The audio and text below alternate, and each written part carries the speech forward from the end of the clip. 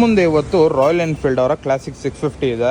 ಹೊಸ colour scheme ಕೊಟ್ಟಿದ್ದಾರೆ. Total ಆಗಿ 4 ಕಲರ್ ಸಿಗುತ್ತೆ ನಮ್ಗೆ ಇದ್ರಲ್ಲಿ. ಇದು ನಮ್ಗೆ ಹಾಟ್ ರಾಡ್ ಅಲ್ಲಿ ರೆಡ್ ಕಲರ್, ನೀವೇ ನೋಡ್ತಾ ಇರ್ಬೋದು ಫುಲ್ ಮೆಟಾಲಿಕ್ ಫಿನಿಶ್ ಎಲ್ಲ ಹೆಂಗಿದೆ ಅಂತ. ಅದು ಕ್ರೀಮ್ ಕಲರ್ ಜೊತೆಲಿ ನೋಡೋದಕ್ಕಂತೂ ತುಂಬಾ ಚೆನ್ನಾಗಿ ಕಾಣಿಸ್ತಿದೆ. ಈ ಗಾಡಿಯಲ್ಲಿ ಫುಲ್ ಕ್ಲಾಸಿಕ್ ಡಿಸೈನ್ ನೇ ಉಳಿಸ್ಕೊಂಡು 650cc ಇಂಜಿನ್ ಕೊಟ್ಟಿದ್ದಾರೆ. ಅದರಲ್ಲಿ ನಮ್ಗೆ ಮಾಡರ್ನ್ ಟಚ್ ಆಗಿ ಇನ್ನೇನೇನಿದೆ ಅಂತಂದ್ರೆ, ಇದರಲ್ಲಿ ಕ್ಲಾಸಿಕ್ ಲುಕ್ ಕೊಟ್ಟಿದ್ರು ನಮ್ಗೆ ಮಾಡರ್ನ್ ಟಚ್ ಆಗಿ ಟ್ರಿಪ್ಪರ್ ಮೀಟರ್ ಕೊಟ್ಟಿದ್ದಾರೆ. ಇದರಲ್ಲಿ ನಮ್ಗೆ turn by turn indication Google maps ಕಡೆಯಿಂದ ಇರುತ್ತೆ. ಅದರಲ್ಲಿ ನಮ್ಗೆ ಕ್ಲಾಕ್ ತರಾನು ವರ್ಕ್ ಆಗುತ್ತೆ. ಇನ್ನ ಇದರಲ್ಲಿ ರಿಯರ್ ಸೀಟು ಕೊಟ್ಟಿದ್ದಾರೆ. ಬೇಡ ಅಂತಂದ್ರೆ ರಿಮೂವ್ ಮಾಡೋದಕ್ಕೂ ಆಪ್ಷನ್ ಕೊಟ್ಟಿದ್ದಾರೆ. ಸಿಂಗಲ್ ಸೀಟರ್ ಅಲ್ಲಿ ಏನಾದ್ರು ಇದ್ರೆ ಕ್ರೇಜಿಯಾಗಿ ಕಾಣಿಸುತ್ತೆ. ನಮ್ಗೆ ಫ್ರಂಟ್ ಅಲ್ಲಿ ಸ್ಪೋಕ್ ವೀಲ್ಸ್ ಕೊಟ್ಟಿದ್ರೇನು ಅಲಾಯ್ ತರ ವರ್ಕ್ ಆಗುತ್ತೆ. ಸೊ ಬೇಸಿಕ್ಲಿ ಟ್ಯೂಬ್ಲೆಸ್ ಆಗಿರುತ್ತೆ. ಸೊ ಅದರಿಂದ ಪಂಚರ್ ತಲೆನೋವಿರಲ್ಲ. ಇನ್ನ ಫ್ರಂಟ್ ಅಲ್ಲಿ ನಮ್ಗೆ LED ಹೆಡ್ಲೈಟ್ ಸಿಗುತ್ತೆ. ನೋಡೋದಕ್ಕಂತೂ ತುಂಬಾ ಚೆನ್ನಾಗಿದೆ. ಇನ್ನಾದ್ ಬಿಟ್ಟು ನಮ್ಗೆ ಸಸ್ಪೆನ್ಷನ್ ಶೋ ಅವ್ರ ಕಡೆಯಿಂದ ಇರುತ್ತೆ. ಸೊ ರೈಡ್ ಕಂಫರ್ಟ್ ಅಂತೂ ಕ್ರೇಜಿ ಆಗಿರುತ್ತೆ ಇದರಲ್ಲಿ.